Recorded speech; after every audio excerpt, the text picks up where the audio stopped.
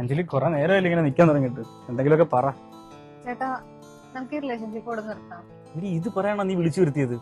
നിനക്ക് ബോധമില്ലേ? എനിക്ക് നല്ല ബോധമുണ്ട്. ഞാൻ എന്നെ കൊണ്ട് ആവുന്ന അത്ര വീട്ടിൽ പറഞ്ഞു നോക്കി, അച്ഛൻ സമ്മതിക്കുന്നില്ല. പിന്നെ ഞാൻ എന്ത് ചെയ്യാനാ? ഇനി ഞാൻ വീട്ടിൽ വന്ന് സംസാരിക്കാന്ന് പറഞ്ഞില്ലേ, പിന്നെന്താ?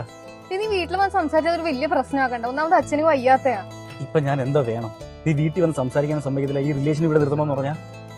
ഓ, ഞാൻ ഈ റിലേഷനിൽ ഒരു എഫേർട്ട് ഇടുന്നില്ല നീ പറയാം. ദൈവത്തെ ഓർത്തു നീ ഇതിന്റെ പെരുമാറ്റം പറയുക വരെ പ്ലീസ്. നീ പിടിച്ചേ, വെള്ളം കുടിച്ചേ. എടാ നീ എന്താ ഞാൻ ഡെസ്പായിട്ടിരിക്കുന്നേ? എടാ അവളെ വിളിച്ചിട്ട് കിട്ടുന്നില്ല, ഫോൺ സ്വിച്ച് ഓഫ്. ഞാൻ അവളെ വീട്ടിൽ പോയി സംസാരിച്ചാലാ? എടാ അങ്ങോട്ട് ചെന്ന് കേരളം എന്നല്ലേ അവള് പറഞ്ഞേ. പിന്നെ എന്ത് ചെയ്യാനാ? അഞ്ജലിയുടെ അച്ഛനല്ലേടാ നിക്കുന്നേ?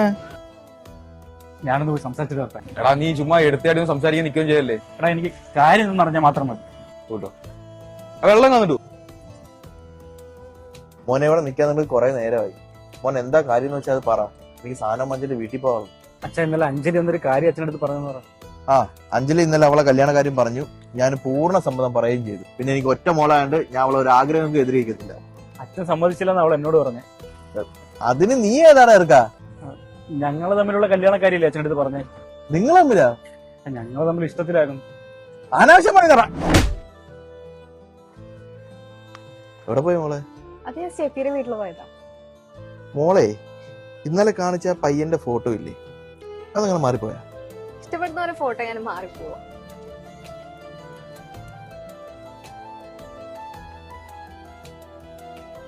മോളെ പോലെ സ്നേഹിച്ച ആളുടെ ഫോട്ടോ മാറി കാണിക്കാത്തൊരു പയ്യനെ മോക്കറിയോ?